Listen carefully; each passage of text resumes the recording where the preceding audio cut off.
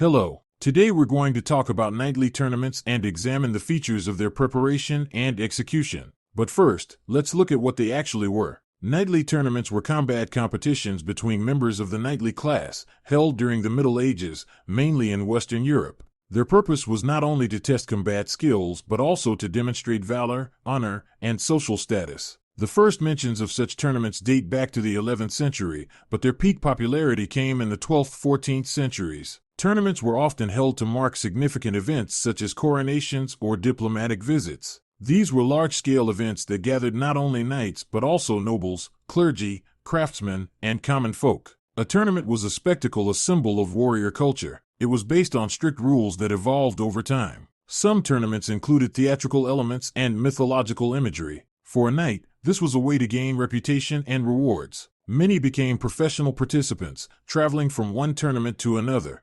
The preparation for a knightly tournament began long before the event itself, sometimes months in advance. Initially, the date, location, and rules of the tournament were set, usually by order of the king or a noble. Heralds would then announce the tournament in neighboring lands. Knights wishing to participate had to submit an application and confirm their knightly lineage. Many brought with them a retinue, squires, grooms, blacksmiths, and even personal doctors. The equipment was expensive: full armor, combat and ceremonial shields, lances, swords, and, of course, specially trained horses. Each knight had a coat of arms, which they had to display on their shield and attire. This helped identify participants on the battlefield. Often, before the tournament, a drawing or registration took place, where combat pairs were decided. Lists of participants were compiled, and a schedule of duels was created. The tournament location, the lists, was carefully prepared. Wooden barriers were erected to prevent knights from leaving the arena. Stands for the nobility and tents for the participants were set up.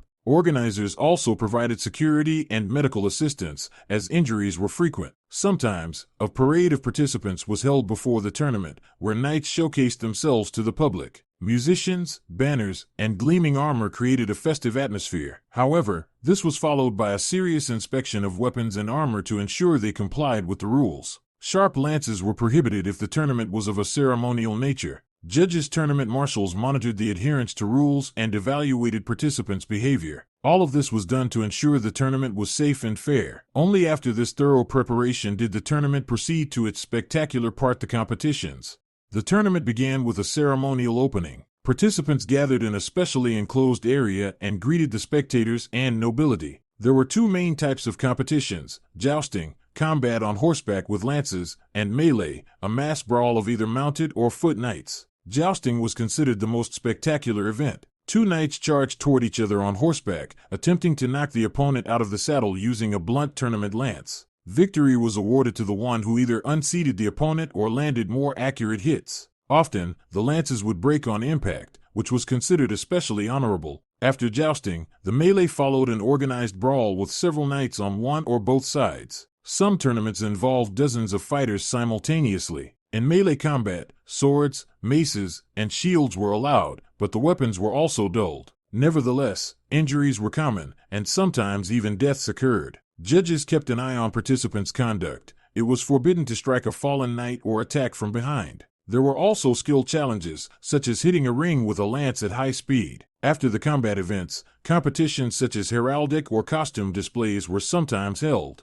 Musicians accompanied the duels with fanfares, and the audience reacted enthusiastically to the events. After each battle, a knight could be disqualified, declared the winner, or called to a rematch. Judges kept score or used pre-established criteria. Each stage of the tournament increased the intensity, and both the spectators and the participants experienced it as a real battle. The climax of the tournament was the awarding of prizes to the best combatants. The winner of the tournament received not only glory but also tangible prizes. Rewards could include money, the armor of the defeated, weapons, a horse, or valuable items. The knight was invited to feasts, honored in chronicles, and celebrated in songs. Participation in tournaments could also become a political tool, strengthening alliances between noble houses or gaining the favor of the king. In some cases, tournaments were arenas for seeking patrons or places at court. Defeated knights sometimes paid a ransom to get their weapons and horses back. This was part of the chivalric economy. There were instances where tournaments became the reason for duels if one participant felt insulted. Some tournaments ended in scandals or even intervention by the church if they violated the law. The church, in general, condemned excessive violence in tournaments.